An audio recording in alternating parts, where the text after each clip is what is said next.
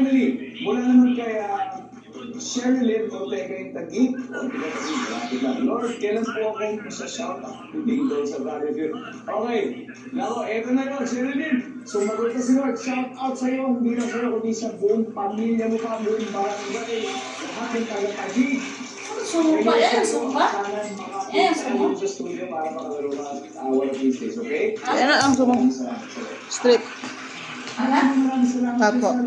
Basa. Kaya this time, balik muna tayo sa game. Naglalaro ang team Palaban na wala pang puntos habang nangunguna ang team Pataba. Pero sila ng 130 points. This time, magtatapat naman sila Carlo at Kurt. Let's play round 3.